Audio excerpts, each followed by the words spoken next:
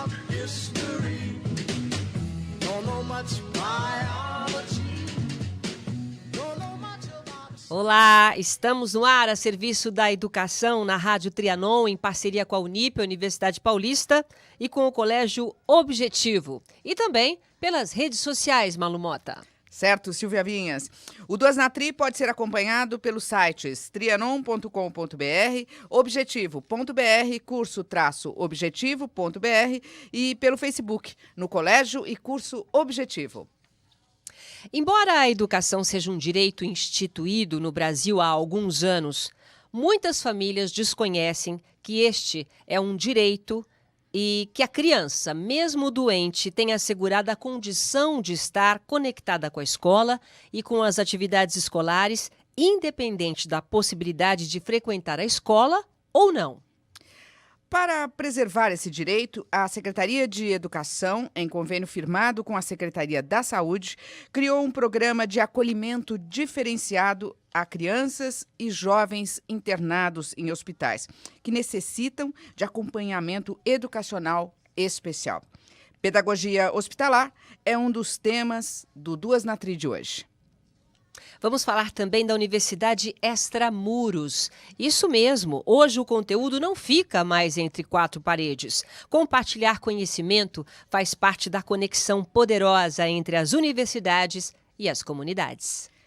Esses e outros destaques você confere no Duas na Tri, que está só começando. Fique ligado, porque o nosso compromisso é com a educação. Até já!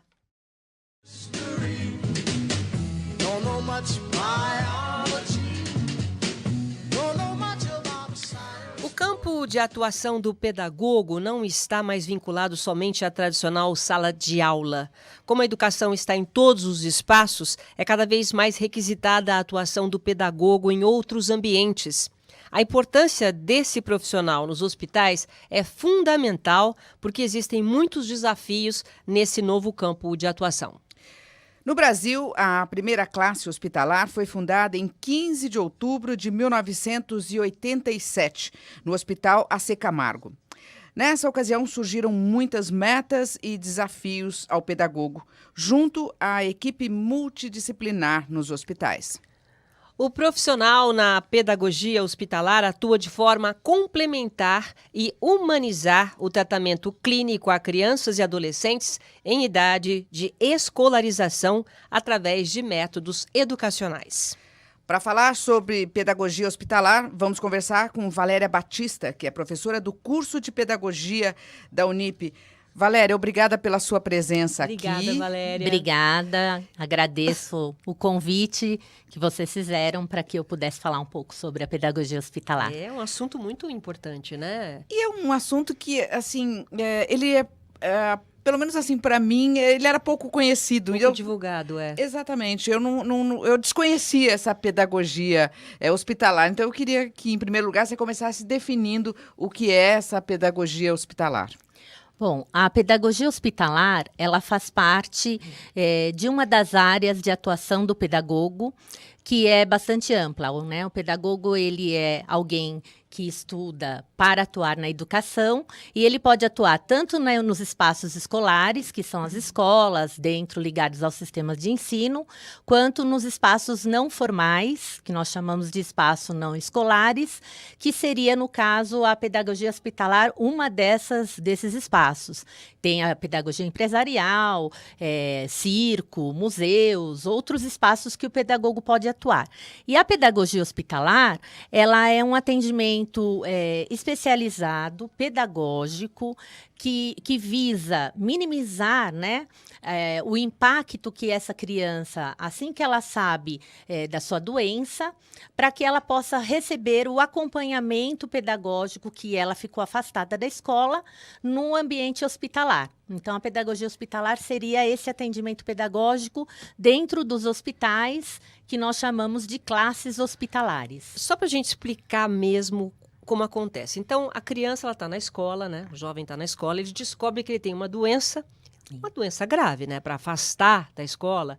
Qual que é esse processo entre a descoberta, o diagnóstico, entendeu? A criança para de estudar, quanto tempo que existe essa conexão já para você colocar um profissional à disposição? É tudo muito rápido ou é lento? Depende. Então, é assim, a partir do momento que a família, né, ela percebe que a criança está doente, vai em busca de um diagnóstico, a partir do momento da primeira sinalização médica de que essa criança ela está acometida por alguma doença, a família já tem um procedimento de cautela de afastar essa criança da classe regular, para que ela não tenha, né, contato. Sim, para né? preservar a criança e os alunos também, Isso, né? Mas é preservar a doença vida. grave, Valéria. Doenças graves. E aí começa um percurso longo, né? Entre a busca do tratamento. Então, essa criança ela já fica afastada.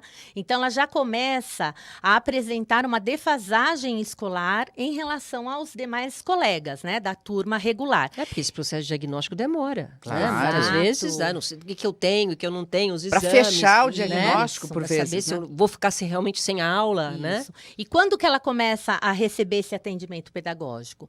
Quando ela está no processo de internação, Tá. né? Tem alguns municípios em São Paulo e também no Brasil que realizam atendimento domiciliar. Então, às vezes, a criança não está internada, ela recebe o pedagogo no domicílio para que essa criança seja atendida pedagogicamente. Então, Isso é importante. É. Primeiro ela pode ir para casa. Ela não pode- perde. é. Depois que vai para o hospital. Esse mesmo pedagogo. Não é o mesmo pedagogo. Nós temos alguns municípios que realizam esse atendimento domiciliar.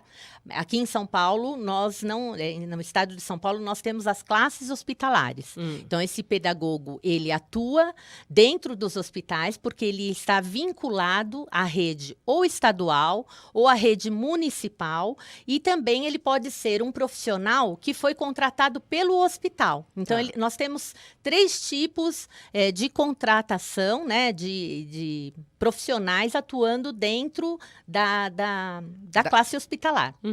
Mas todos eles realizando o papel do pedagogo, que é justamente olhar para essa criança, então faz um contato com a família, né? Realiza se é uma conversa com a família, esclarece sobre a possibilidade dela receber esse atendimento pedagógico dentro do hospital, nos horários que ela tem disponibilidade, porque nós estamos atuando aí num espaço e num tempo diferenciado, né? A criança tem tratamento, tem medicação. Está debilitada. Está debilitada, tem o horário do banho, o horário da alimentação, tudo isso é respeitado pelo pedagogo hospitalar. Então, o pedagogo hospitalar, ele vai passar pelo quarto, no leito, conversar com a família, esclarecer que a família pode receber esse atendimento pedagógico, a família permitindo e autorizando há um contato desse pedagogo com a escola, para saber quais são os conteúdos que essa criança está ficando ausente de receber. Então, nós vamos olhar para o currículo. Então, não legal. é qualquer matéria. Quando eu fiz a minha pesquisa no doutorado, eu fui olhar para o ensino da linguagem escrita na classe hospitalar. Por quê? Mesmo a importância de todos os conteúdos, o que mais se apresenta em defasagem são as crianças que estão em processo de alfabetização, né? Que elas param, interrompem esse processo e muitas vezes elas não conseguem recuperar. conseguem recuperar. Então, a classe hospitalar ela vai atuar tanto no processo de alfabetização, quanto na recuperação de conteúdos. Às vezes você tem alunos da educação básica como um todo. A educação básica envolve crianças de 0 até o ensino médio. Então, podem ter conteúdos diversos. Mas quando essa criança ela tem muito tempo de tratamento e muito tempo afastada da classe hospitalar, ela realmente vai apresentar uma defasagem muito grande na alfabetização, né? Na leitura, na escrita, com competência, né? Ser uma leitora e uma escritora. Independente do processo que ela esteja, o nível que ela esteja, o processo não, o nível que ela esteja, ela vai ter dificuldade para acompanhar isso. ela vai ter dificuldade e vai ser diferenciado, né, o atendimento. Então, assim, o espaço hospitalar, ele exige que esse pedagogo atue de maneira diferenciada, mais lúdica, no tempo do aluno, respeitando, fazendo adequação de materiais. O uso de materiais diferenciados é muito importante. Então, a tecnologia, o tablet, porque a classe hospitalar, ela pode ser o leito, pode ser a UTI, pode ser o lugar onde a criança está recebendo hemodiálise, pode ser na sala de quimioterapia. Então, esses espaços podem se tornar espaços educativos desde que nós estejamos respeitando a vida. A primeiro lugar é a saúde. A pedagogia, ela vem para diminuir a defasagem escolar, mas, ao mesmo tempo, ela vem para mostrar para a criança que a sua vida, apesar de interrompida em vários aspectos sociais, do brincar, da interação social, ela tem condições de resgatar naquele lugar. Por isso que elas se sentem muito felizes quando elas conseguem fazer uma atividade e conseguem superar aquela dificuldade e se sentir parte do processo educativo. Porque você imagina para uma criança tá fazendo uma quimioterapia por hemodiálise, hemodiálise. problema de coração. Exato. Tipo, porque às vezes essa criança não consegue nem brincar. Às vezes a mãe tá ali, o pai tá ali olhando, mas ele não consegue nem brincar. Quanto mais estudar. É isso que eu penso. Ela tá debilitada. Ela consegue estudar? Ela consegue? Então, Ela tem ânimo para isso. A classe hospitalar, ela representa não só um espaço de ensino, mas um espaço de interação, né? Quando essa criança não está sendo atendida no leito, porque às vezes ela não vai até a classe hospitalar. A classe hospitalar, quando eu falo classe hospitalar, é um espaço que o hospital abre, onde ele disponibiliza a mesa, cadeira. Então várias crianças vão juntas. Elas podem estar juntas, tá. Ou então é não. um espaço de interação, Aham. né?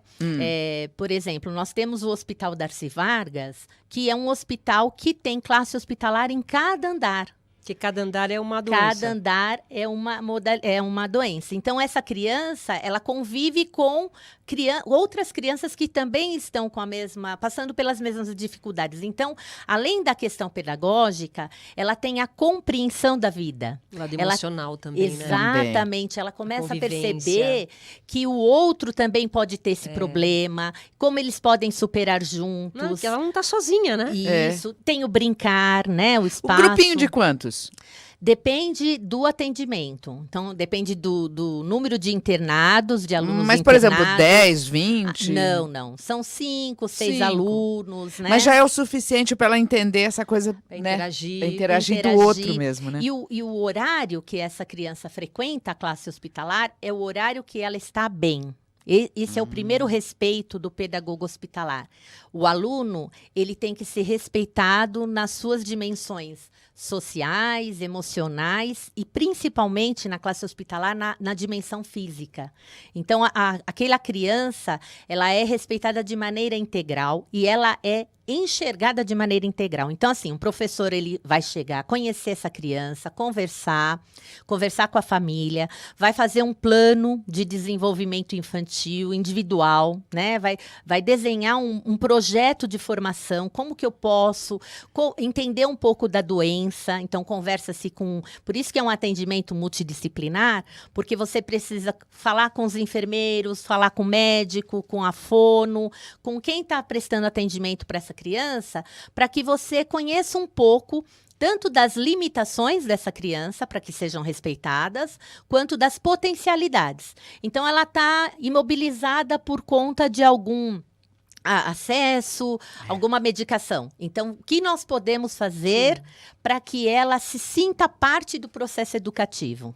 Então, esse diálogo com a equipe multidisciplinar, né, ela é muito importante nesse sentido, porque ela vai favorecer o pedagogo a ter uma compreensão maior dessa criança e, consequentemente, ele vai respeitá-lo. Ô, Valéria, melhor. essa pedagogia hospitalar, ela é obrigatória ou ela é opcional? Porque muitas vezes os pais falam, não, eu não quero. Ou tem que ter, a criança tem o direito e os pais têm que respeitar esse direito da criança estudar. Então, o que nós temos de obrigatório, primeiro, foi uma lei de 2005, uma lei falando sobre a brinquedoteca, a criação dos espaços lúdicos de brinquedos, né, com brinquedos, com um brinquedista, ou até o pedagogo pode atuar nessa área, mas é um outro tipo de atendimento, é um atendimento lúdico, é um atendimento que visa trazer o prazer para essa criança, uma leitura de um livro, um brinquedo onde ela interaja, a partir de artesanato, e essa é uma lei obrigatória que desde 2005 coloca como obrigatoriedade todos os hospitais pediátricos têm que ter esse espaço. Ok. Agora, a classe hospitalar, ela sempre funcionou pela liberação do diretor do hospital. Então, ele se sensibiliza com essa Então, é opcional. situação. Agora nós temos uma lei. Saiu uma lei publicada em 2018. Eu até... Quer dizer, a coisa vem avançando, né? Porque senão fica solto. né? Eu não quero que meu filho tenha, quando ele melhorar, ele vai. Não, a criança tem o direito e o pai tem que respeitar. Os pais têm que Isso. respeitar. Saiu uma lei em 2018, que é a Lei 13.716, né? Dia 24 de setembro de 2018, que altera um artigo da Lei 9394, de 1996, que é a Lei de Diretrizes e Bases que organiza a educação básica a partir da educação, e ela altera colocando um artigo 4, que eu até trouxe aqui para que eu pudesse ler para vocês, que fala o seguinte: é assegurado atendimento educacional durante o período de internação ao aluno da educação básica internado para tratamento de saúde em regime hospitalar ou domiciliar por tempo prolongado, conforme dispuser o poder público em regulamento na esfera de sua competência federativa. Então, é assim, quando nós temos uma legislação, por exemplo, por tempo prolongado, então, quem é que determina esse tempo? Então, as instâncias estaduais e municipais vão precisar viabilizar uma legislação na instância municipal e estadual para determinar esse tempo, né? Então, por exemplo, no estado de São Paulo, a Secretaria da Educação, ela é uma secretaria que já faz um trabalho muito significativo. Nós temos vários hospitais, tanto estaduais, temos hospitais municipais e hospitais federais que fazem o atendimento da classe hospitalar, mas a Secretaria da Educação, por exemplo, ela tem uma preocupação de, inclusive, designar professores da rede para atuar nesses espaços.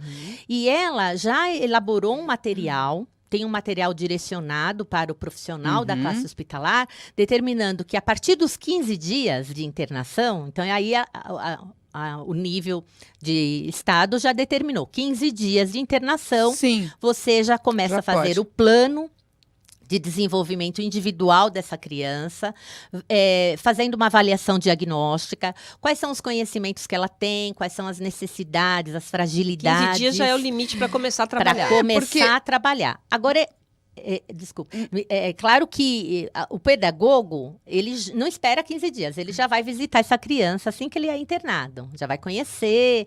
É que a partir de 15 dias, você já tem um diagnóstico e uma projeção. Mas por que o primeiro dia que você está falando? Então, aí ele tem um diagnóstico de uma doença grave, aí o pedagogo já vai no primeiro dia, é isso que você está falando? Porque assim, como que funciona o atendimento do pedagogo? O pedagogo, ele vai no hospital, ele trabalha no hospital. Então, ele chega para trabalhar como ele chegaria na escola, ele chega para trabalhar no hospital. Especificamente, esse pedagogo, ele fica no hospital? Ele é do hospital. Tá. Ele é designado, então ele faz 4 horas de trabalho na classe hospitalar. Tá. Então, qual é a tarefa dele? Ele chega, ele tem uma equipe, geralmente tem um coordenador, que nem sempre ele é um coordenador que esteja vinculado ao Estado, pode ser que sim, pode ser que não, mas nós temos um coordenador dentro dos hospitais que pode ser pago pelo hospital. Esse coordenador e essa equipe, eles vão conhecer os alunos que eles vão ter. Então, eles vão na ilha de enfermagem, conhecer quem são os alunos que nós temos internados, quais são as crianças que nós temos internadas. Quer dizer, levar, é como se a classe, aquela classe como a gente conhece, é como se ela levasse essa classe para dentro do hospital, né? E os alunos, infelizmente, né, são os alunos que estão doentes. Sim. Né? Já chega nessa ilha e fala quais são os alunos que, Isso, que estão dentro quais desse são as crianças propósito. que estão internadas. Então, ela vai conhecer o nome, um pouco da enfermidade dessa criança, saber um pouco da limitação, se vai operar, que tipo de medicamento, se esse medicamento deixa a criança mais apática, como que ela está. Então, uma primeira conversa desse pedagogo é com a enfermaria, que é muito importante essa conexão. O segundo momento é a visita ao leito, que é o convite que o pedagogo faz para que a criança venha para a classe hospitalar. Então, é aí que eu quero pegar. É um convite. É um convite. Ele pode não aceitar. Ele pode não estar bem.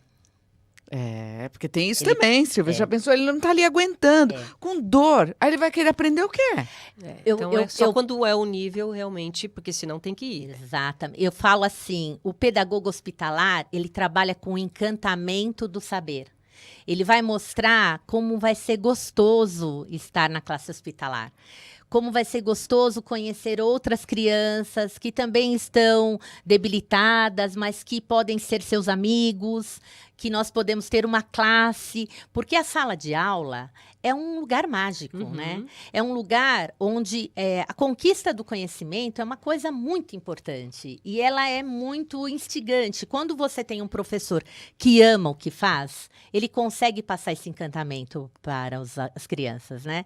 E o pedagogo da classe hospitalar, ele precisa trazer esse encantamento e mostrar que a criança, apesar de acometida por alguma doença, ela é capaz de aprender. Qual que é o diferencial do pedagogo hospitalar? Primeiro é o lado da humanização. É o olhar humano. Tem um texto, tem uma autora que ela fala assim, da escuta pedagógica. Nós temos que ter todos esses procedimentos na classe regular, mas a classe hospitalar necessariamente precisa desse olhar humano. O olhar humano, ele faz com que você veja a pessoa para além do que aquela coisa física. Você consiga ter acessibilidade, ter a dimensão de perceber as suas fragilidades, mas de mostrar as potencialidades que essa criança tem. E que ela pode desenvolver mesmo estando numa situação e mostrar a temporalidade das coisas. Nada é para sempre, né? Eu queria mostrar um VT. Nós temos aqui um VT, o VT 9. E eu queria rodar um pouco esse VT para a gente entender como é que é essa ambientação, né, com a criança. Vamos ver? Temos lá.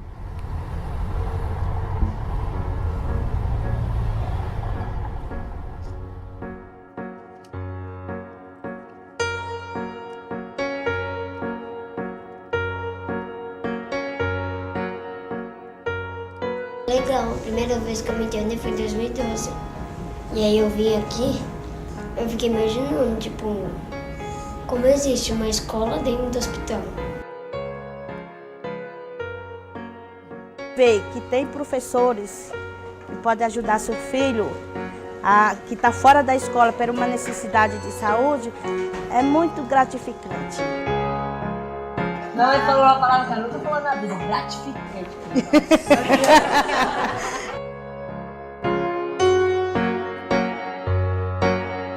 A classe hospitalar ela é uma modalidade educacional e ela trabalha com crianças que temporariamente estão impedidas de frequentar o ensino regular. No ambiente hospitalar, o aluno está privado da sua rotina, longe dos professores, longe dos amigos. E nesse sentido, a classe hospitalar é uma extensão da sala de aula. E é nesse espaço que o aluno ele vai poder dar continuidade ao seu processo de aprendizagem, o que vai facilitar o seu retorno à escola de origem.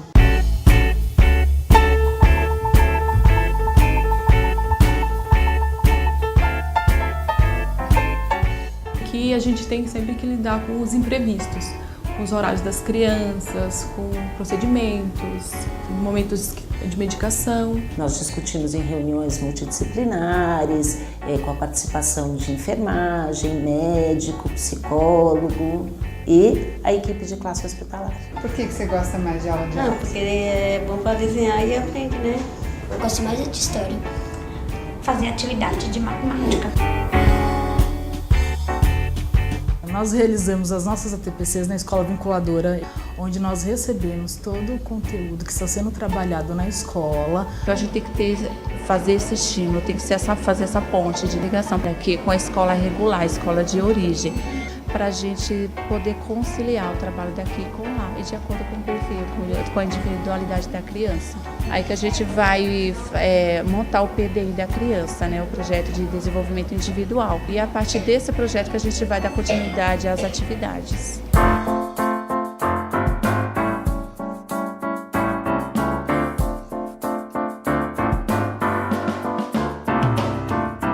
A professora Beth me ajudou muito a fazer o texto, né, a escrita, ela me ajudou tudo. O objetivo do meu projeto é o seguinte: eu quero incentivar as pessoas a doar órgãos, porque hoje em dia é uma coisa que não acontece muito. E foi muito bom, porque a Kathleen conseguiu no ano passado, de ano, porque ela ia ser reprovada, e graças à classe hospitalar. É muito geral se falar em perfil para um profissional.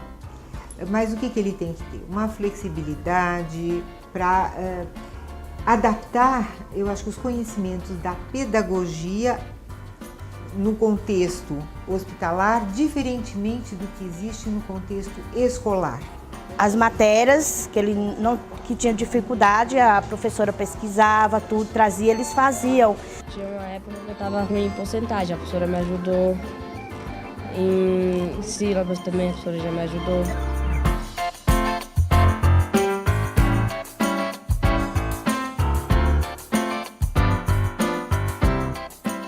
O comportamento deles, de um com o outro, é muito de respeito, eles gostam, eles trocam ideias. Eles perguntam muito também sobre o que o outro tem. Conforme diz Piaget, ela vai construindo dentro do seu espaço, ela vai construindo aprendizagens. Isso tudo vai tendo repercussões favoráveis no processo dos cuidados físicos mesmo dela pela equipe médica. E aqui o trabalho é mais redondo. A gente consegue trabalhar de forma integral. O que faz diferença, assim, eu acho que a qualidade que a gente passa para eles, assim, de esperança, de que eles têm uma escola que está olhando para eles.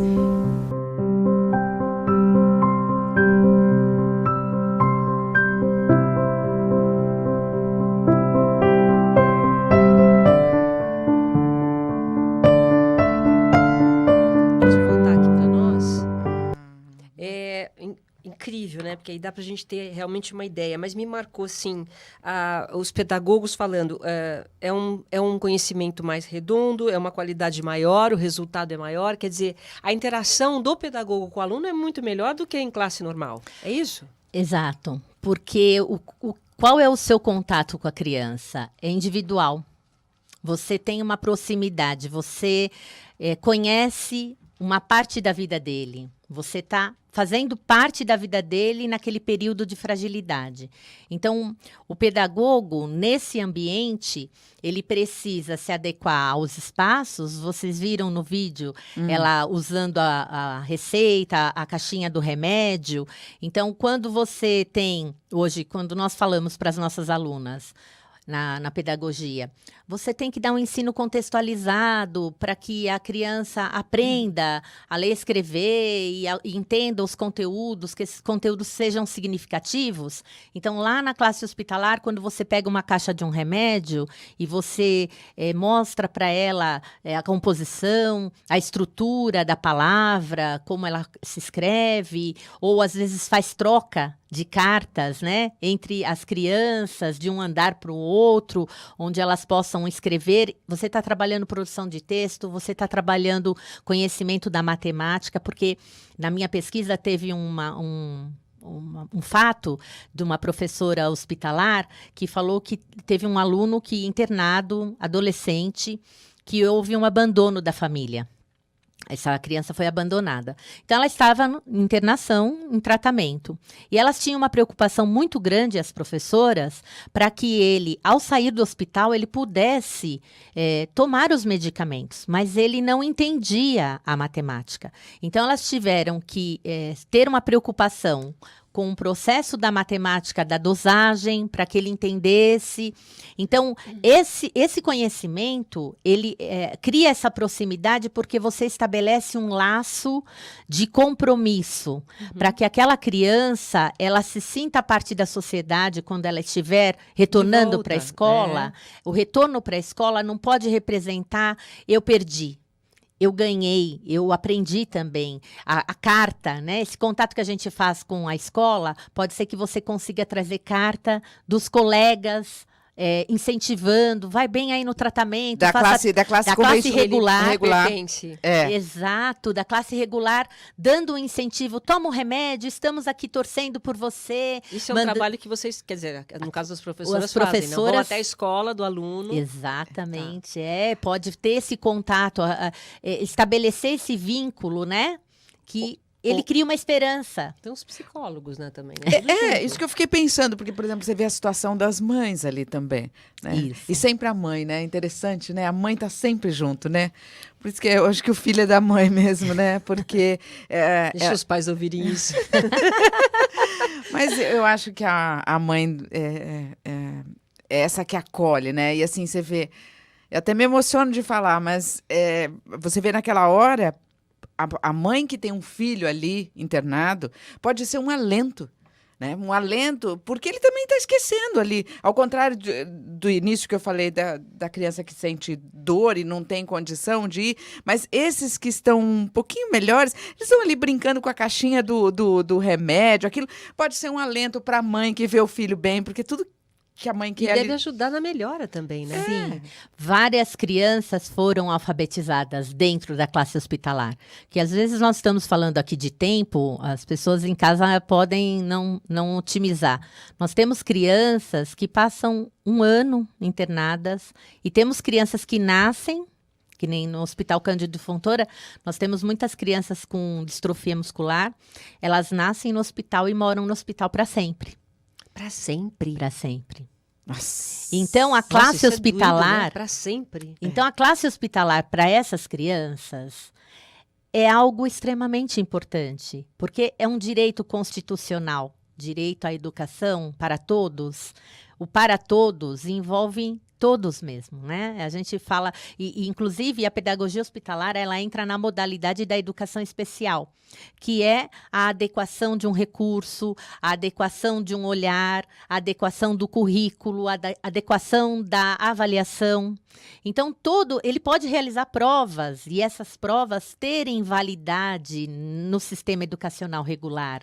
A presença na classe hospitalar computa a presença como se ele tivesse não ausente a um sistema de ensino.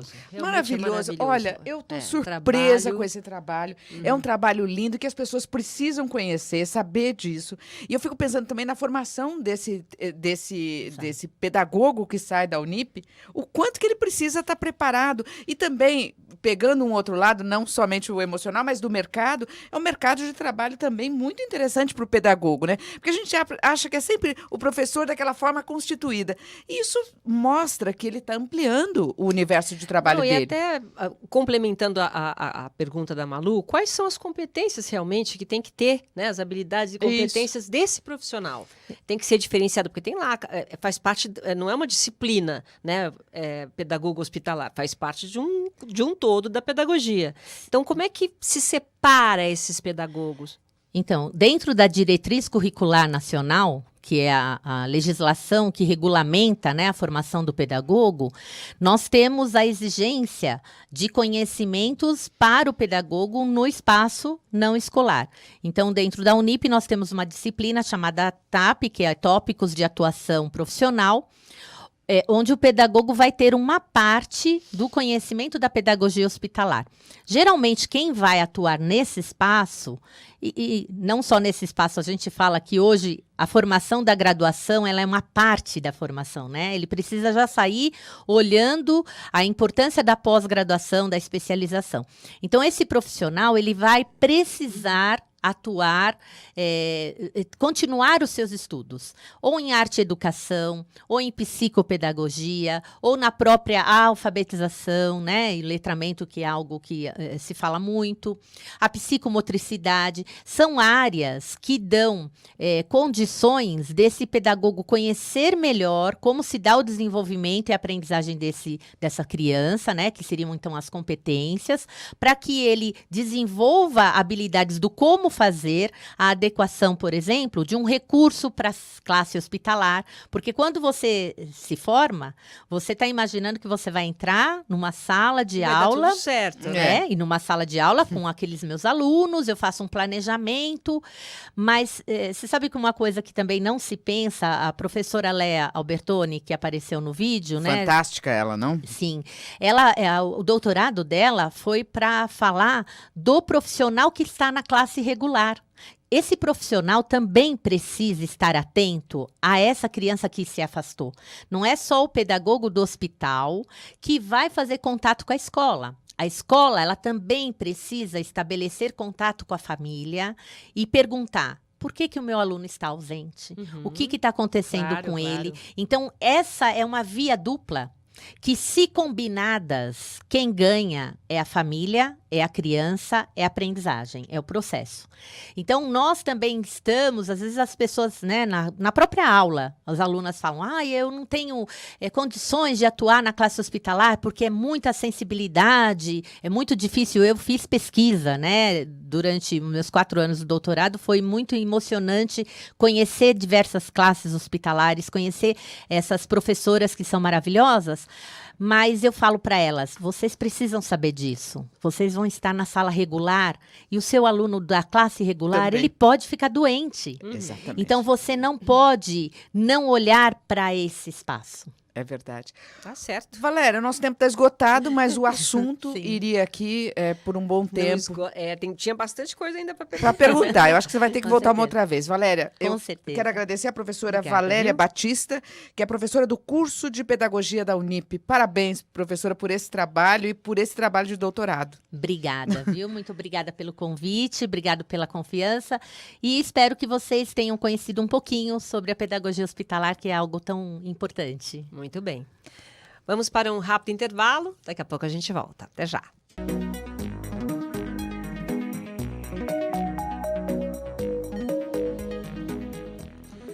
Vamos agora com o nosso bloco de notícias e os principais destaques da Unip, Universidade Paulista, e do Colégio Objetivo. Já com a presença da jornalista Alessandra Neri, quais são as principais notícias de hoje, Alessandra Bem, Neri? Alessandra. Tudo bem, boa tarde. Vamos falar das Olimpíadas Científicas. A aluna Ana Bruna Salles Fonseca tem um novo desafio pela frente. Ela vai representar o Brasil na Olimpíada Ibero-Americana de Biologia na Bolívia.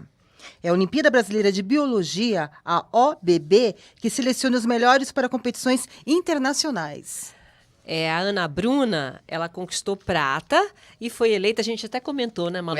Foi eleita a melhor menina de biologia. Achei uma graça isso, da 2ª série do ensino médio na OBB. Nós temos uma foto da Ana Bruna registrada na solenidade de premiação, tá no VT1. Vamos lá. Que não foi fácil conquistar essa vaga, né? A concorrência é grande. Para você ter uma ideia, a primeira fase da OBB reuniu cerca de 120 mil alunos de 1.176 municípios de todo o país. Realmente. Você gostou da menina da biologia? Eu achei primeiro o charme, né? Menina da biologia, né? Ela foi eleita a menina da biologia do 2º ano. Agora, a melhor menina da biologia foi a Fernanda, que está no 3º ano, né? Quem se classificou para internacional, né, para ibero-americano, foi a Ana Bruna. Muito bem, parabéns. Bom. Vamos lá, da biologia para a química. No próximo sábado, 8 de junho, é dia de divulgação dos 55 melhores estudantes de química do ensino médio do estado de São Paulo. Mas antes, os 152 finalistas da Olimpíada de Química do Estado de São Paulo vão participar de provas teóricas e experimentais. O dia vai ser repleto de atividades na USP. Além das provas, os alunos vão visitar os laboratórios, participar de palestras e do show de química. Está prevista para as 4 horas da tarde a solenidade de premiação da OQSP, no Instituto de Química da USP. No próximo programa, a gente conta como foi a participação dos alunos do Objetivo. No ano passado, eles conquistaram 9 medalhas. 1 de ouro, 3 de prata e 5 de bronze. Vamos torcer. É isso aí, né? E quanto mais medalhas, melhor, né? Pois é. Bom, o nosso próximo assunto é o Objetivo e as profissões. Evento realizado no último sábado na Unip Indianópolis. Foi isso mesmo, né, Alê? Sim, são tantas informações que é comum o jovem ficar em dúvida na hora de decidir o futuro. No Objetivo e as profissões, os estudantes têm contato direto com os profissionais, os cursos e a realidade que envolve cada carreira. Nós temos algumas imagens. Roda VT2. O evento foi promovido pelo Objetivo em parceria com a Universidade Paulista, a Unip. A escolha profissional foi o tema da palestra de abertura apresentada pelo professor Samuel Figueira, mestre em comunicação, graduado em administração de empresas e comércio exterior. Conhecer as opções de cursos e as oportunidades do mercado de trabalho são essenciais para a decisão. O Objetivo e as profissões ofereceu aos estudantes mais de 30 palestras com profissionais nas áreas de humanas, exatas e saúde, além de plantões de dúvidas com professores especializados. Os profissionais apresentaram as características técnicas de cada profissão, relataram experiências, falaram sobre rentabilidade financeira e mercado de atuação. E os alunos interessados em estudar no exterior tiraram dúvidas sobre o processo seletivo.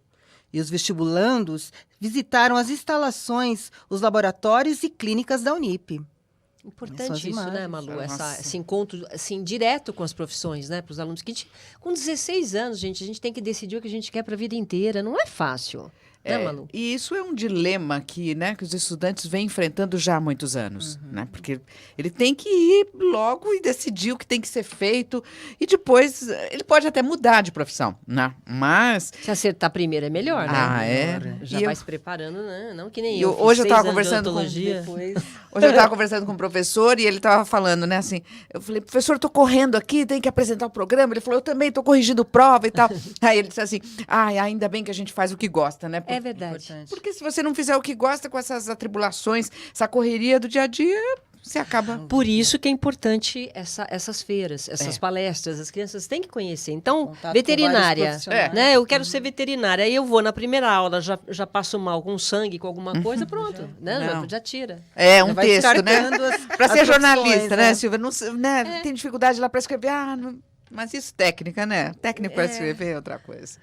Muito Bom, o que mais, Alê? Bom, falando de profissão, entrando no campo da saúde agora, vai. Ingressar em medicina não é fácil. O curso é um dos mais concorridos no vestibular, sempre foi. Ele requer um preparo diferenciado, cognitivo, físico e psicológico.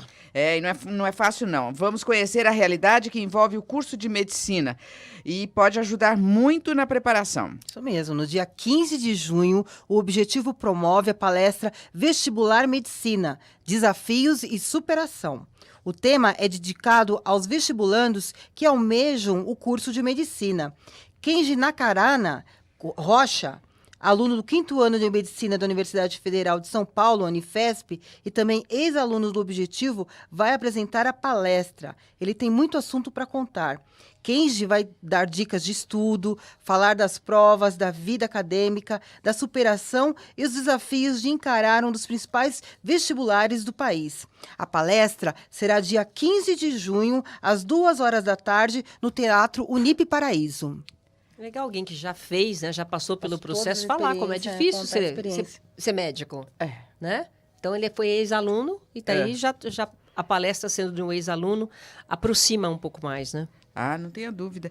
Bom, agora o assunto é simulado. No mês de maio, o Objetivo promoveu 2 importantes provas. O simulado aberto, Enem e o Fuvestão. Os exames reproduzem as exigências dos grandes processos seletivos e ajudam os alunos a conhecerem os pontos fortes e fracos. A cerimônia de premiação dos melhores classificados no simulado Enem e no Fulvestão vai ser no dia 15 de junho, no Teatro Unípida Paraíso, a partir das 3 horas da tarde. Os candidatos mais bem classificados vão ser premiados. Bom, o Dia Mundial do Meio Ambiente foi comemorado ontem, 5 de junho. O Colégio Objetivo, ele promove uma série de ações que estimulam a consciência ambiental. Uma delas é a Semana de Geociências. Isso mesmo, os alunos do 6º ao 9º ano estão participando da 12ª Semana de Geociências e Meio Ambiente do Colégio Objetivo. Muito bem. Economia de água e energia, reciclagem do lixo e reutilização dos recursos são atitudes que contribuem para a preservação do meio ambiente.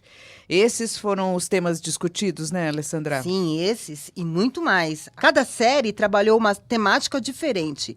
Desde segunda-feira, os alunos estão debatendo assuntos comuns às disciplinas de ciência e geografia. As atividades foram realizadas nas aulas. Os professores acompanharam de perto o desempenho dos alunos. Eles assistiram filmes, realizaram leituras complementares, pesquisas, roteiros, redações, painéis, cartazes e maquetes. Amanhã, os alunos vão apresentar as conclusões finais aos professores. O professor Alencar vai explicar a atividade. Roda VT3. Nesse evento que dura a semana toda, porque coincide com a Semana do Meio Ambiente, nós trabalhamos temas que estão relacionados ao assunto. Então, no 6º ano, eles vão trabalhar sobre rios do mundo que passaram por processo de despoluição, para comparar com os nossos rios atuais, né?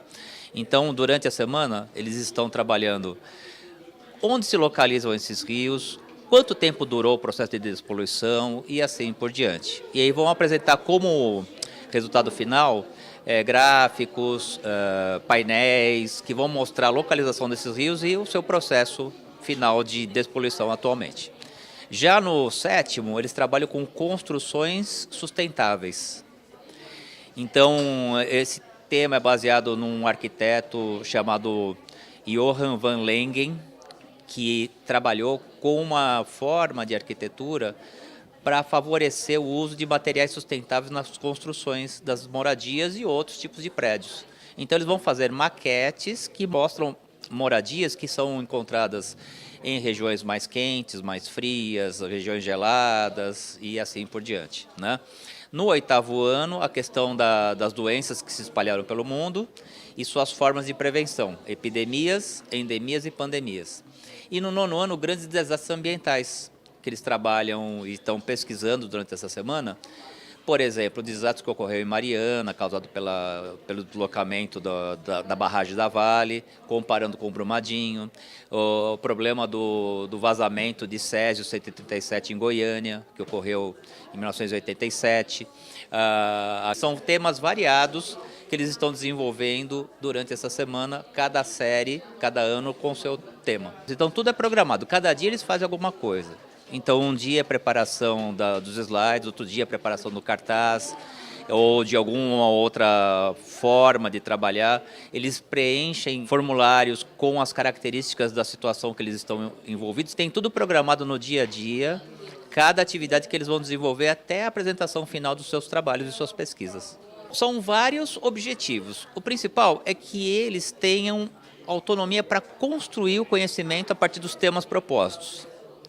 Segundo, desenvolver habilidades que eles tiveram já contato com os conceitos que eles já aprenderam em anos anteriores. Terceiro, utilizar essas habilidades, esses conhecimentos, para montar um olhar crítico sobre essas situações propostas em relação aos efeitos dessas situações do ambiente que eles estão vivendo. Super importante, porque você vê de que idade, né, que eles já estão tendo essa conscientização do meio, né, do ambiente, despoluição dos rios. Bom, nosso assunto agora é estudo do meio. E foi em Santos, cidade que eu amo. Aliás, eu já acompanhei os alunos nesse estudo e conheci lugares, Malu, que eu nunca tinha ido. Olha que eu tô 40 anos, não nasci em Santos, mas eu vou a Santos há 40 anos, pelo menos, minha família mora lá. Tinha lugar que eu não conhecia? Olha só. Muito legal o estudo do meio lá. É o estudo do meio. O estudo do meio é uma oportunidade única de passeio e muito conhecimento.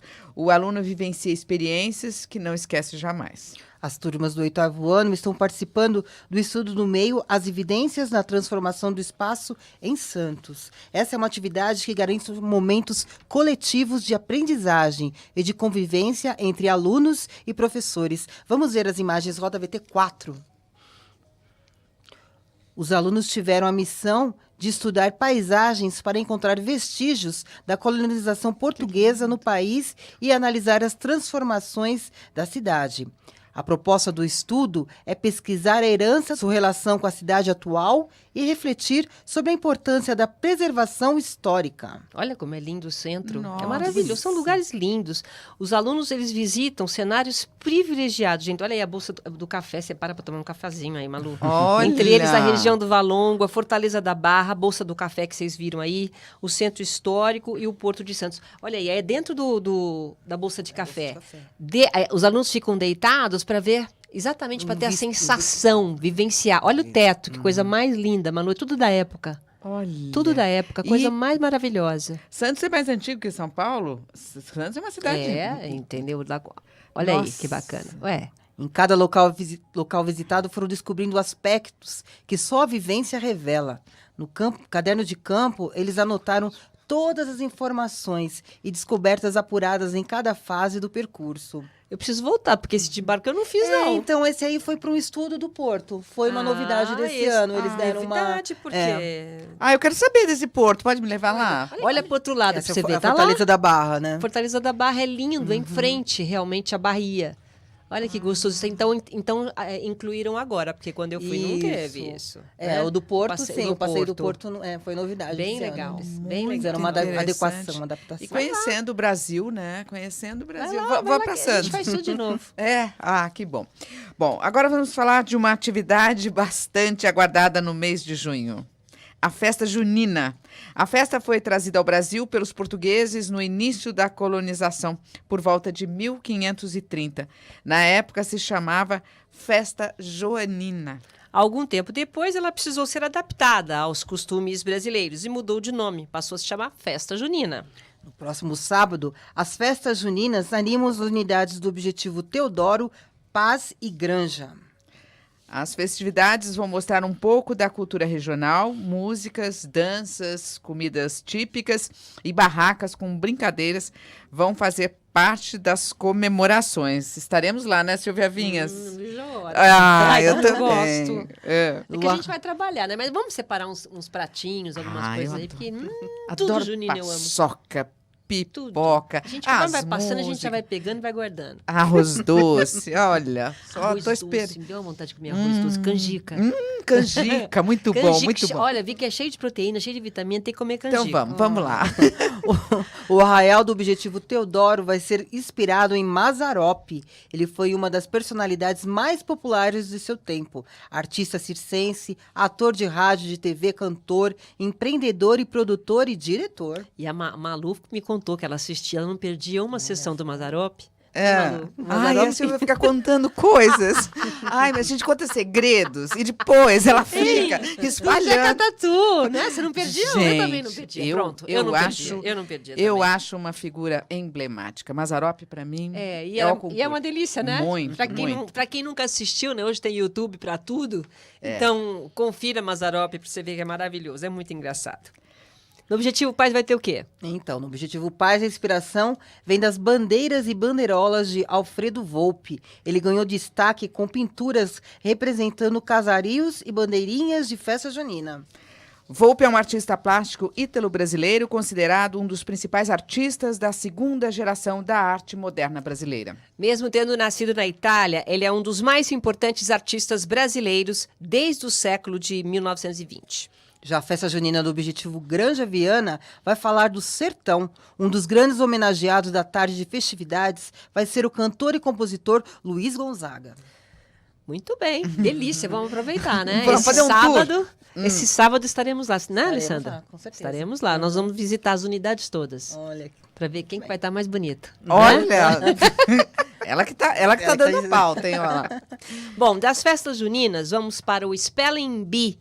É um campeonato de soletração de palavras em inglês do Colégio Objetivo. Sim, é uma festa, uma grande festa muito aguardada pelos alunos. Afinal, está sendo realizada em todas as unidades do Objetivo. Isso mesmo, Malu. Participam alunos do 3º, 4º e 5º ano. Eles são desafiados a soletrar as palavras em inglês. A atividade estimula o aprendizado. As crianças exercitam o vocabulário, a oralidade e a escrita. A professora Verônica vai explicar a atividade Roda VT5. Spelling Bee é uma atividade que os alunos esperam muito. É uma atividade de soletração. Então, como é que nós programamos isso? Durante um mês, as crianças vão recebendo listas semanais de palavras a serem estudadas e elas começam a estudar em casa. Nós mandamos uma carta para o pai, para a mãe, para os responsáveis, para que a família possa estar envolvida com esse projeto. E aquele que tiver um número maior de pontuação no final de um mês, vai para a grande final. A grande final acaba sendo um show, porque nós vamos para uma sala especial da escola, com a presença das autoridades, dos coordenadores, todos juntos, e ali nós recebemos os finalistas, que são sempre 3, e aí nós damos a medalha de ouro, prata e bronze para aqueles que tiverem uma desenvoltura melhor. Por que nós fazemos esse concurso? Através dessa competição saudável, todos os alunos acabam cooperando para que os ganhadores possam ter sucesso no final. Então, à medida com que eles vão ganhando pontos, com isso, o vocabulário dos alunos melhora, né? Então, há uma cooperação entre eles, então valores são inseridos nesse concurso. Então, quando tem a grande final, todos se alegram com o ganhar da medalha daquele amigo da qual ele estava fazendo parte da equipe.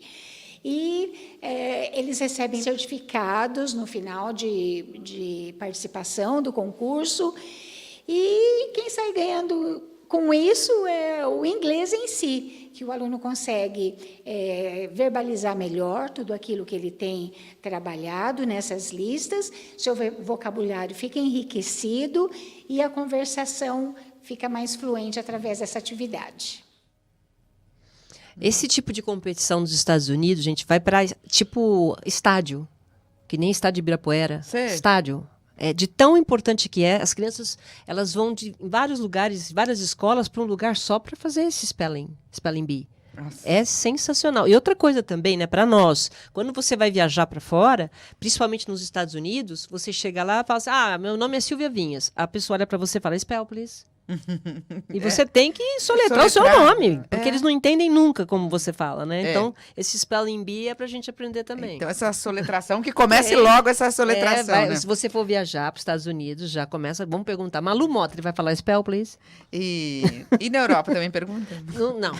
Vamos falar de música. As pré-eliminatórias do FICO, o Festival Interno do Colégio Objetivo, já começaram. A primeira audição das categorias Intérprete, Duet e DJ foram realizadas em 31 de maio no auditório do Objetivo Paulista. Vamos ver as imagens Roda VT6. Eles foram avaliados por um júri especialista em música. Vários alunos participaram. No palco, mostraram seus talentos cantando sucessos nacionais e internacionais. As pré-eliminatórias só começaram. As inscrições para as categorias composição inédita e cover ainda estão abertas. As inscrições para as categorias composição inédita e cover vão até dia 28 de junho e devem ser feitas no site objetivo.br/fico. A grande final vai ser em setembro no Credit Card Hall. Olha, Credit Card Hall. Estaremos lá, Silvia Vinhas? Credit Card Hall. E é muito criterioso, né? É criteriosa essa seleção aí, né? É realmente muito importante e grandes talentos se manifestam, né, nessa festa. E passaram por aqui, né? O FICO realmente é uma tradição, né, Silvia? Bom, vamos falar de esporte agora. As equipes de futsal e voleibol do Colégio Objetivo participaram do Gicão, Jogos Interunidades do Colégio Objetivo. O torneio reúne alunos do 6º ao 9º ano do ensino fundamental, na faixa etária dos 10 aos 15 anos. Desde terça-feira, acontecem as seletivas nas quadras da Unicidade Universitária. As equipes disputam o título de campeão do Gicão. A grande final está prevista para acontecer no 2º semestre. O professor Turiani vai explicar a atividade. Roda VT 7. O Gicão, mais uma vez, em plena ação. Vamos conversar aqui, mais ou menos, explicando como funciona o Gicão, tá? Esse ano, formato diferente, nós dividimos em 3 dias, tá? Então vai sair o campeão, e esse campeão vai jogar a grande final em setembro, tá? O Gicão, ele é realizado em todas as unidades. Tem unidade que treina basquete, voleibol, handebol e futsal. E aí a criança aprende, né? Além do respeito, da sociabilização, e tudo isso que envolve o esporte, ela acaba se divertindo, porque como o esporte e tem a educação e o respeito, tem que ter a diversão junto também, né? Isso faz parte. Agora está acontecendo o voleibol e o futsal. O handebol nós vamos fazer em setembro, junto com as grandes finais. Então, o que vai acontecer em setembro? Vão ter 3 equipes, as 3 equipes campeãs de futsal de cada categoria, as 3 equipes campeãs de voleibol de cada categoria e o handebol, que vai ter um campeonato um pouquinho maior.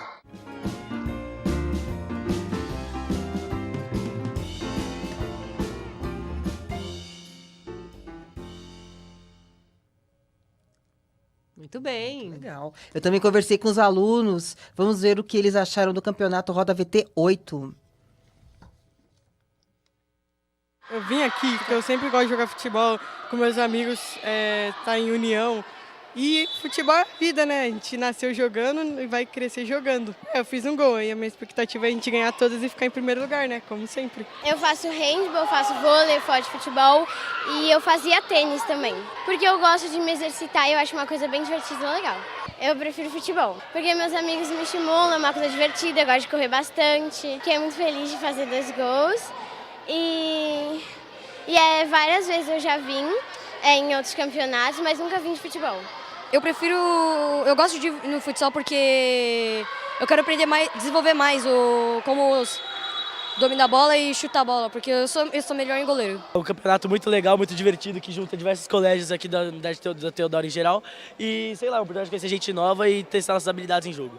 Uma forma de reunir vários colégios por forma de um campeonato e que consegue juntar, né? Outras unidades com outras unidades, quando algum time falta pessoa, dá para complementar, assim, unir todo mundo. Bom, o desempenho da minha equipe está sendo muito bom. Consegui fazer 2 gols hoje, junto com a ajuda dos meus companheiros. E tá tudo dando certo até agora. Daqui a pouco a gente vai jogar mais um jogo.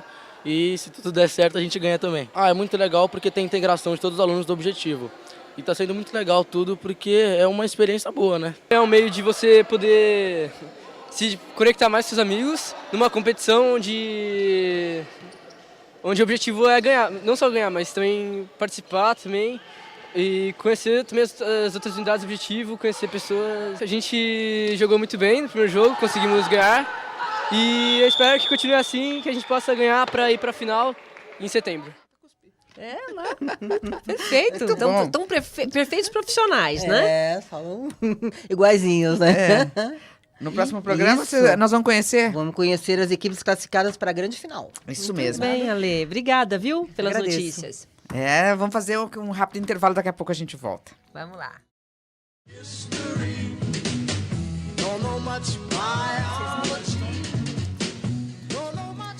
Universidade Extramuros. O novo contrato entre os cientistas ou os pesquisadores e a sociedade. Um trabalho voltado para garantir que o progresso científico se oriente para a resolução dos problemas reais da sociedade. A educação em favor da garantia de melhores condições de vida e exercício da cidadania. Para falar sobre esse tema, vamos conversar com Marina Soligo, que é diretora de pós-graduação e pesquisa da Unip. Obrigada, Prazer, Marina. Marina, receber você aqui. Todo meu. Bom. Obrigada por me convidar. Silvia. Sempre. Só faltava você, né? Porque já entrevistamos a tua mãe. A irmã. A irmã. Cada uma na sua competência, né? Isso mesmo. É verdade. Professora Marília, professora Laura, né? Sempre dando aí os seus recados importantes nas suas áreas de atuação, né, Marina? Agora vamos falar me intrigou muito esse tema, Universidade Extramuros. Que universidade é essa, Marina? Então, Malu, o que a gente entende, trabalha na Unip, em termos de pós-graduação e pesquisa, por que fazer a pesquisa? Por que você está pesquisando? O que você está estudando? Né? Pesquisar por pesquisar? O que adianta isso, né, para a sociedade, para o ambiente em que você vive? Então, a gente tenta fazer com que, e também é uma orientação do Ministério da Educação, que a pesquisa se volte para a sociedade, que você modifique, ensine e atue no seu entorno, no seu ambiente. Então, como a gente faz isso, né? Eu acho que é importante a gente começar um pouquinho a entender como é a estrutura da educação brasileira, né? Por que a pós-graduação, por que os professores, os mestres e doutores chegaram à população, chegaram ao ensino básico, por exemplo, né? Chegaram à comunidade, chegaram a outros países, a outros estados. Por que isso aconteceu? Por que eles perceberam essa necessidade, né? Isso, exatamente. Então, a educação no Brasil é dividida em ensino básico e ensino superior. O básico é ensino fundamental, ensino infantil, fundamental e ensino médio. Aí depois tem o ensino superior, que é dividido em a graduação e a pós-graduação. Pós-graduação é dividida em especialização e mestrados e doutorados. A pesquisa, a ciência é feita nos programas de mestrado e doutorado. Né? O número de doutores, mestres e doutores no Brasil é muito pequeno, porque são pessoas muito especializadas. Então, são pessoas que estudam, né? Normalmente você faz a graduação, depois você faz uma pós-graduação, depois você faz um mestrado, mais 2 anos, depois você faz um doutorado, 4 anos, aí com uns 30 anos, a média, na verdade, de doutores no Brasil é 37 anos. E aí você já publicou, e aí você já está capacitado para contribuir daí para frente, até os seus 70 anos, com a sociedade. O seu conhecimento, né? Compartilhar isso. Exatamente, né? Dar um retorno à sociedade de tudo que você aprendeu e de tudo que você estudou. De 10 anos para cá, se estabeleceu no Plano Nacional de Educação que a pós-graduação no Brasil deveria trabalhar também em conjunto com o ensino básico. Além da comunidade, que também é uma exigência da graduação, tem exigências da graduação também, né? Que você tem que trabalhar junto com a comunidade, mas a pós-graduação, mestrado e doutorado também tinham que sair, os professores teriam que sair dos seus laboratórios, sair das suas salas de aula e ir a campo, né? Até porque essas pessoas ficam tão dentro do seu mundo, tão dentro do seu estudo, do seu vocabulário, que ficam pessoas muito especializadas. Então, às vezes, a pessoa fala e você não entende o que a pessoa está falando. Você vai explicar uma pesquisa, é difícil para um leigo que não pesquisa aquilo entender o que ela está falando. Então, se teria que aproximar o cientista da população, né? Como fazer, e aí tem métodos de como fazer isso que a gente está fazendo na Universidade Paulista. Dos dois lados, né, Marina? Exatamente. Tanto para quem está fazendo a pós, como para a sociedade, né? E até complementando isso, a sociedade também precisa, porque em última instância o estudo é para isso, né? É para melhorar a vida em sociedade, né, Marina? Exatamente, é para o desenvolvimento da sociedade, para melhores condições de vida, melhores condições de acesso à saúde, à educação, dividindo o conhecimento, né? Não é dividindo aquela questão partilhando o seu conhecimento, fazendo com que os outros evoluam junto com você. Como é que foi feito esse processo, então?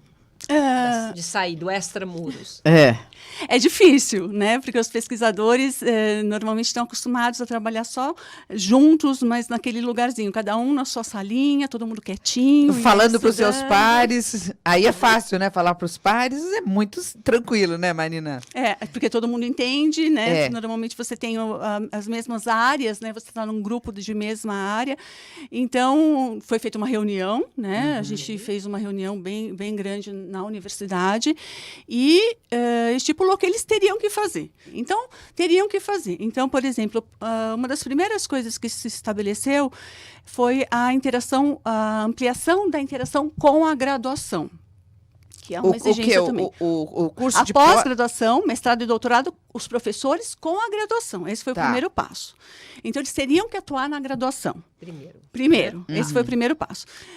Então, como foi feito isso? A gente fez uma grande reunião e já estipulou. Olha, o professor tal vai interagir com essa turma nesse campus. O professor, a gente já foi dividindo para não ter questionamento. Então, eles começaram a atuar na graduação, já ter contato com essas turmas de graduação, que são turmas maiores, que é normal mesmo, porque a pós-graduação, a proporção normalmente é um professor para cada 8 alunos. Então, é um grupo diminui bem, né? Muito pequeno, né? Então, eles começaram a lidar já com turmas maiores, de conhecimentos diversos, né? E tiveram que se adaptar a isso. Depois disso, a gente teve o processo de iniciação científica, né? Quer dizer, esses professores têm que orientar esses alunos a começar a fazer uma pesquisa científica, né? Com a metodologia científica, de novos conhecimentos, novos horizontes, né? Diferente daquela monografia que você faz, revendo um pouco as disciplinas que você estudou, ou um relatório de estágio, mas não, o método científico. Então, como você entra na ciência. E isso já foi despertando nos próprios alunos de graduação uma vontade de irem para a pós. Porque é legal, né? Tá vendo? O aluno de graduação já está vendo esse contato que os pós-graduados, né? Eles vão para a rua. Então, realmente é muito importante essa integração.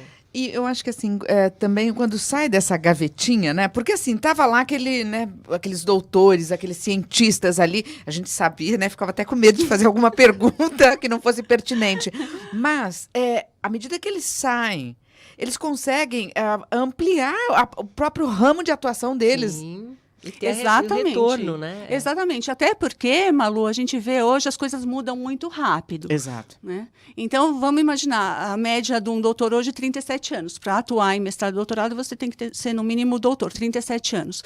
37 anos, você vai para a graduação, você pega um aluno de 20 anos, 22 anos, simplesmente você tem 15 anos a mais do que ele. 15 anos mudou muita coisa. É verdade. Muita coisa. É verdade. É um outro mundo, né? A gente vê isso nas crianças, a gente vê isso nos jovens. Então, você é jovem com 37 anos, né? A gente considera jovem. Mas, muitas vezes, você está velho em relação às tecnologias, a forma de pesquisa. Depois eu vou ter um exemplo que dá como você pode facilitar a sua pesquisa com base nessas novas tecnologias, nessa nova visão de mundo que esses alunos estão trazendo. Né? É muito interessante isso. Então, esse foi o primeiro passo, a graduação. A iniciação científica, o aluno não é obrigado a fazer, mas aquele aluno que já tem vontade de pesquisar, já tem um viés de cientista, ele se inscreve no nosso concurso. Esse ano nós informatizamos, né, a submissão, nós tivemos 1.200 projetos de iniciação científica submetidos. Acabaram de submeter e estão sendo avaliados. Nosso programa de iniciação científica, a gente abre para a universidade, são os professores mestres e doutores que orientam, não só mestres e doutores dos programas, podem ser da graduação também. Então, eles orientam os alunos da graduação. Porque a gente tem mestres e doutores não só na pós-graduação, mas na Unip como um todo. Na pós-graduação estão os pesquisadores, né? São mestres, doutores, pesquisadores. Mas um doutor ou um mestre que atue só na graduação e não faça pesquisa, como a gente faz na pós, ele pode orientar um aluno de iniciação científica, porque ele já teve toda a metodologia, ele já sabe como fazer. Então, a gente teve 1.200, é bastante. Né? E é uma troca bacana, né, Marina? Muito bom. É muito bom. Então, esse foi o primeiro passo com a graduação. Depois, a gente tinha um maior desafio, um dos maiores... Aliás, eu acho que foi o maior desafio mesmo, que foi inserir esses professores na educação básica. Né? A gente tem que estar inserido na comunidade também, em outros estados, mas na educação básica, vocês falam... Como eu vou ensinar ciência, tá lá né? para trás, né? Lá para o início, vou lá para o começo. Para a criança, né? O que eu vou falar para elas? Desafio. Como eu vou falar, né? Não são pedagogos, né? São cientistas, né? Então, como fazer essa aproximação? E os projetos foram muito interessantes, né? Nós temos um projeto na área de comunicação, na odontologia e na patologia, né? Na comunicação, por exemplo, que é a área de vocês, né? O que o pessoal da comunicação fez na escola, fez com os alunos da escola? Eles fizeram nisso, os alunos, os mestrandos e doutorandos, eles juntaram a pesquisa deles com o trabalho nas escolas. Então, uma coisa que está muito em voga hoje em dia em termos de a comunicação para crianças e adolescentes, né? YouTube, Instagram, que todas as crianças têm hoje em dia o celular e ficam hoje em dia quase televisão não se vê, né? Porque você quer fazer tudo on demand, você quer ver aquela hora, aquilo e naquela hora, né? Você não quer ligar a televisão e a programação ser imposta a você, né? Então, essas crianças e adolescentes ficam muito nisso e nas redes sociais. Então, esses alunos, essa professora, com um projeto, eles foram pesquisar como estava afetando essas mídias sociais, esses produtos, que eles chamam de produtos de YouTube, Instagram, nessas crianças. Então, eles pegaram um grupo, uma escola, fizeram a pesquisa. E daí deram o retorno. Olha que interessante isso. Para as crianças. Para os professores, primeiro, com um linguajar mais adulto para os professores, para ensinar como estavam aqueles alunos, e depois com um linguajar mais apropriado junto com os professores da escola para as crianças. Olha que legal. Então, quer dizer, você vê a pesquisa interagindo 100% com os níveis da sociedade. Depois jornalismo, o que mais? Patologia? Patologia e odontologia, que tem essa interação com o ensino básico. Na odontologia... deve ser uma delícia. Porque a odontologia tem muitos projetos, os né? Como é que faz? Aí é até uma coisa, é um serviço público, né? Público, exatamente. A gente sabe que nas escolas particulares, elas normalmente têm uns dentistas, elas contratam esse serviço, né? Do dentista que ensina as crianças a escovar, mas a pública não tem. Então, um tanto foi esse trabalho de ensinar como se escova, higienizar a boca, ensinar a criança, ensinar os pais, mas tiveram projetos bem específicos de, por exemplo, o que eu faço quando existe um trauma dentário, por exemplo. Eu estou brincando com meu amiguinho, bato no meu amiguinho e meu dente cai. O que eu faço com esse dente? Olha, ensina isso para as crianças. Então, elas passaram esse conhecimento, né? Então, o que eu vou fazer quando existe um trauma dentário na escola? Como eu vou lidar com isso? O que eu vou fazer com esse dente? Como eu vou fazer com essa criança? O que eu posso fazer com relação a isso? Então, foi feita toda uma pesquisa, e sempre juntando a pesquisa. Você sabe se quebrar o dente, você sabe o que fazer, você sabe, tanto com os professores, né, principalmente, né, com a equipe técnico-administrativa também, né. Então, você sabe o que você vai fazer com o dente, você não sabe? Aí viram que sabiam ou não sabiam, e passaram todo o conhecimento deles. Então, você põe no leite, então você pega o dente, porque às vezes dá para implantar o dente de novo. Porque, caiu, joga fora. Não, como joga fora? Não, dá para implantar. Então, existem formas, só que essas pessoas não sabem. E muitas vezes não vão todo ano no dentista, são escolas públicas, né? Normalmente o contato é todo com escola pública. Então, são pessoas que carecem desse conhecimento também. A questão da higiene bucal, que é muito importante, né? Uma questão de saúde mesmo, né? Muito interessante também. Foi feita uma parceria entre a Unip, os pesquisadores, e a Unifesp, com o pessoal que faz um projeto de saúde e informática. Então, eles fizeram toda uma pesquisa sobre higiene bucal, hábitos alimentares, com as crianças e com as famílias, informatizaram, colocaram essas informações num sistema, elaboraram um curso apropriado para essas famílias. E esse curso está sendo dado. Olha, que interessante. Eles podem acessar. Para o aluno, para quem está fazendo, não sei se pode chamar de aluno, pós-graduação. É aluno. Sempre então, aluno. Mas para ele, quer dizer, é muito importante, porque ele está tendo um contato direto com a sociedade, com as necessidades das comunidades, né? Lógico que para a comunidade é maravilhoso esse trabalho. tudo é bem-vindo. Mas realmente ter um contato direto. Amplia, né? Que sai da universidade. Porque, por exemplo, o dentista, ele já atende, né? No terceiro, quarto ano, ele já tem a clínica. Mas você ter esse encontro, eu acho muito bacana. O que você acha dessa nova fase, assim?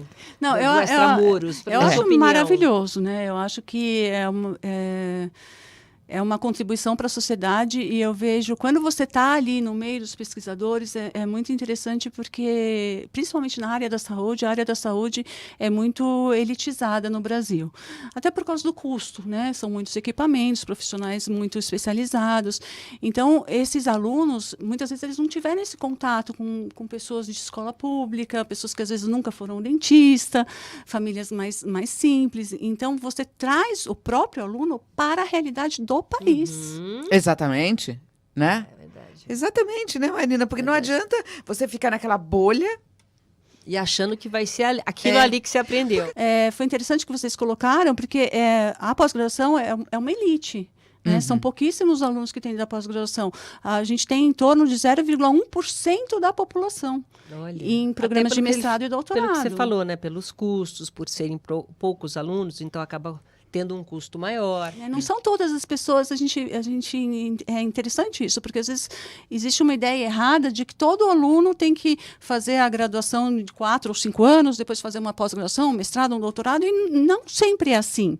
Né? Hoje você tem os cursos de 2 anos, você tem os mestrados profissionais, até a CAPES também, que é a Coordenação de Aperfeiçoamento de Pessoal de Ensino Superior, está se adaptando para o mundo do trabalho também. Então, a sociedade é diversa. Existem aquelas pessoas que querem pesquisar, acadêmicos, e ficarem mais nos laboratórios, embora a gente force a sair também, mas existe aquele pessoal que está toda empresa. Tem que ser um trabalho muito profundo, de conhecimento muito profundo sobre um aspecto, né, sobre um assunto. Doutorado tem que ser inovação, tem que ser alguma coisa, você tem que aumentar o conhecimento em alguma área, você tem que... Já é pesquisa também. É pesquisa, os dois são pesquisas, né, mas você tem que fazer uma coisa inovadora. E muitas vezes, às vezes não dá certo, você tem um problema, você acha que vai funcionar, e aquilo não funciona. Ok, é a pesquisa. Faz parte, Sim, não precisa ser exatamente. Parte, não. E um pós-graduado? Então, a pós-graduação é dividida em mestrado, doutorado e especialização. E o pós-doc? Então, aí o pós-doc é outra coisa, né? O pós-doc, na verdade, você vai fazer um relatório, você se atualiza e você vai... Porque você já fez o doutorado, está tudo mudando, então você vai mais ou menos atualizar e se aprofundar ainda mais naquela área. E nós temos alunos de pós-doc também, cada vez mais. Olha que bacana, quer dizer, quanto mais... cada vez mais eles estão procurando... Porque a gente tem uma às vezes a gente recebe aqui falando dos novos arranjos das profissões, quer dizer, em cada profissão, você mesmo falou, a atualização, né, e a evolução é muito rápida. Então, a graduação, o mestrado, pós-graduação, é muito importante para você estar sempre ali em cima da onda, né, no sentido de estar atualizado. E isso que você também falou, que eu achei interessante, Marina, é assim, por exemplo, você pegou, falando aí de área de saúde, mas assim, você espalha isso para todas as áreas, né? Queria que você falasse um pouquinho mais das outras áreas também, né, Marina? A saúde a saúde chama mais atenção, sobretudo no Brasil. Gente, mas sabe que no mundo também, viu, Malu? O maior número de pesquisadores é da área da saúde. O maior número de pesquisadores é da saúde. E aí no Brasil e no mundo. E aí em outras áreas quais seriam? Não, também tem. Mas, por exemplo, a administração, né? Que a gente tem o programa de mestrado em administração. O que eles pesquisam? Eles pesquisam redes. Tem uma linha de pesquisa, né, uma vertente, os professores todos trabalham com redes sociais. Então, o que é isso? São os arranjos sociais, como as pessoas se arranjam em benefício, em prol de algum benefício, de algum assunto, né, de alguma melhoria.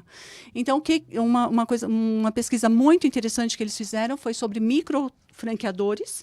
Nós temos os grandes franqueadores e os micros. Eles pesquisaram 100 microfranqueadores. As empresas lá, aqueles franqueados? Empresas. Fizeram um questionário, verificaram os maiores problemas que eles tinham, elaboraram um programa de capacitação para esses microfranqueadores. Uhum. Né? Então, chamaram os microfranqueadores, eles vieram na universidade, eles ensinaram como fazer um plano financeiro, como fazer um planejamento estratégico, coisa que essas pessoas não sabiam, né? Porque muitos deles não foram na universidade ou fizeram algum outro curso que não administração. E se você tem uma empresa, existem formas de você melhorar a sua empresa. Olha que né? interessante. Então, eles capacitaram esse pessoal nesse sentido. E o planejamento financeiro é importantíssimo em todas as áreas, né? Então, inclusive para a saúde, quem tem um consultório e assim por diante, né? Então, eles... Saúde, administração, fala outra área também. Eu estou encantada com essas descobertas, Marina. A comunicação, né? Que foi esse pessoal que trabalhou nos produtos sociais, né? Eles estão agora com um projeto também de... Eles têm muitos alunos do interior de São Paulo, de outros estados, Roraima, Pará, o pessoal do Nordeste, eles estão vindo para São Paulo para fazer o mestrado ou doutorado em comunicação, né? Porque a comunicação, ela abrange todas as áreas. É verdade. Né? É verdade. Então, você pode ser formado, dependendo do que você quer pesquisar, você pode ser formado em qualquer área, você pode ser um engenheiro, você pode fazer, se você está interessado... Você vai utilizar a comunicação. É o que você falou também na parte financeira, né? Qualquer lado tem que ter. Exatamente. Isso é muito rico na pós-graduação. Essa pergunta foi interessante, porque isso é muito rico, porque você mistura várias áreas na sala de aula. Você tem um pessoal, e isso a própria CAPES quer vários estados, vários países e várias formações. Não só do aluno, como do professor também. Então, eles não querem que todos os professores da USP estejam lá, só professores da USP no programa. Não. Tem que ter de várias instituições, porque a diversidade, o intercâmbio das diversidades é que faz crescer o conhecimento. Você vê o mesmo problema por um outro ângulo. Sempre, né? É verdade. Nossa, isso é de uma riqueza, Marina, isso é de uma riqueza. Pois é, porque você imagina, né, uma pessoa de lá de Roraima, aprendendo com um daqui de São Paulo, como é que é e o debate que é feito, né? Debate. Exatamente, porque devem ser visões de mundo totalmente diferentes, na criação, dependendo de onde a pessoa está, né? O programa de comunicação da Unip, ele está fazendo uma parceria com uma instituição de Juazeiro do Norte, não sei se vocês já estiveram lá, né? Mas do Padre Cícero. Padre Cícero. A gente sabe de onde mas nós não fomos ainda. Mas lá em Juazeiro tem uma água boa ali na área de educação, viu? Porque a gente vê aí medalhistas e tu tem... Tem objetivo em Juazeiro. Então. E eles estão fazendo uma parceria para oferecer o programa lá. Para esses alunos. Existe um programa do governo, da própria CAPES, que estimula essas parcerias dos nossos programas, que tem que ter uma nota acima de 4, né? De 4 para cima, que nós temos, graças a Deus. São programas de excelência. E eles estimulam que a gente saia daqui de São Paulo e que vá a outros estados mais carentes de mestres e doutores, para formar esse pessoal. Nossa, que bacana. Então, a comunicação está fazendo com o Juazeiro. Engenharia já fez o mestrado em Teresina, no Piauí. Deu tão certo, agora eles estão fazendo o doutorado no Piauí. O programa de administração já fez a parceria, ainda não começou, mas já fez a parceria com Rondônia. Olha, a como instituição vai de Rondônia. Para capacitar o pessoal, né? Porque em outros estados. Porque essa carência toda é absorvida, né? Porque o maior número de formados mestres e doutores é Sudeste e Sul. Sudeste e Sul, e aí agora eles saem e vão para o Brasil todo. Isso a Unip faz muito bem, né? Faz, sem dúvida. Mas não especificamente só onde tem outra Unip ou outro objetivo e tal. Não, vocês não, tem que ser com outras instituições. Tá. Você tem que ser com outras instituições. E como é que é feita essa pesquisa? Nossa, então, como operacionalizar isso, né? Eu moro aqui em São Paulo, eu dou aula aqui, como eu vou parar lá no Piauí? Eu fiquei pensando nisso, Marina, porque, gente, e mesmo para você cuidar de tudo isso, né? Como é que você faz, Marina? Essa logística, vamos lá. Tem uma questão, assim, que o pesquisador, isso é muito bom, ele quer conhecer. Né? Ele quer conhecer. Tem que ter essa vocação. Tem que ter. E ele é professor. E o professor, normalmente, ele tem essa vontade de ensinar. Ele quer ver os outros melhorarem. Né? Eu acho que o sucesso do professor é o sucesso do seu aluno. Né? Então, às vezes, quanto mais carente o seu aluno e você consegue fazer com que ele evolua, nossa, né? Isso para um professor é maravilhoso. É maravilhoso mesmo. Então, eles querem. Bom, então já começa. Esse é o ponto de partida. Eles querem pegar o avião, eles querem pegar o barco, se tiver que ir para o Amazonas, eles querem. Então, se existe uma vontade, sempre existe um caminho, né? Sempre assim, né, Marina? Então, aí a gente normalmente faz essa parceria, as instituições entram em contato conosco, ou dentro da região a gente procura a instituição que gostaria de fazer essa parceria e começa a fazer esse contato por telefone, por WhatsApp, enfim. Tendo a possibilidade, o local, a região, tendo a demanda de alunos para o programa, você já consegue fazer a parceria. Agora, tem sempre a questão dos recursos, né? Porque não são recursos públicos. Algumas instituições conseguem recursos públicos, mas porque vai ter a passagem do professor que vai para lá, muitas vezes a passagem do aluno que vem defender a tese, mas como a gente faz, né, para ser viável? Como é viável? Eles fazem, cada professor vai uma semana, dá uma matéria naquela semana, depois volta mais uma semana. Então, você faz assim, você não faz uma aula toda segunda-feira, toda terça-feira. Não, você faz uma semana inteira ou 15 dias. Isso você já barateia, né? Não tem tantas viagens. E você vai fazendo todas as orientações por Skype, pela internet, que hoje é muito fácil. É verdade. Hoje é muito fácil. Nossa, que legal, viu, Marina? Muita coisa. Parabéns. Marina, olha, o nosso tempo está acabando, mas assim, eu tenho que falar mais sobre isso, porque eu fiquei ainda mais curiosa. É, muito interessante. É um outro mundo. É um outro mundo. E é legal que você fala com entusiasmo, que contagia aqui, né? Porque de tanto que você gosta. É muito gostoso. Quando eu cheguei na pós-graduação, é um outro mundo. É mesmo, é muito diferente. Mas a gente tem que sair desse mundo, né?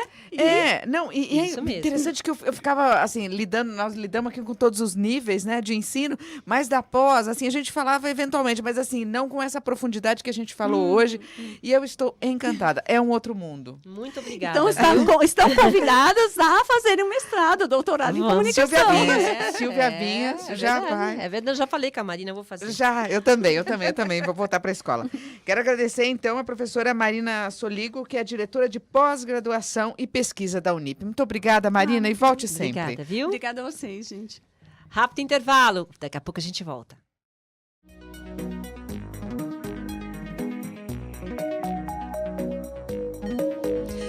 O amor pela sabedoria levou os filósofos a refletirem sobre os mais diversos campos do conhecimento: a existência humana, a ética, os valores, a política, a linguagem e outras questões que sempre provocaram os mais profundos questionamentos. A natureza foi objeto constante das indagações dos filósofos, seja pelo seu papel essencial no planeta e na vida humana, seja pela relação do homem com ela e as consequências da atuação e interferência humana no meio ambiente. Separamos algumas frases desses pensadores. Tendo em conta as condições de que dispõe na medida do possível, é a natureza que faz sempre as coisas mais belas e melhores. Aristóteles. Quando o homem aprender a respeitar até o menor ser da criação, seja animal ou vegetal, ninguém precisará ensiná-lo a amar seu semelhante. Albert Einstein. Eu sou o que me cerca. Se eu não preservar o que me cerca, eu não me preservo. José Ortega. O Duas na Tri fica por aqui, lembrando que a educação é uma história sem fim.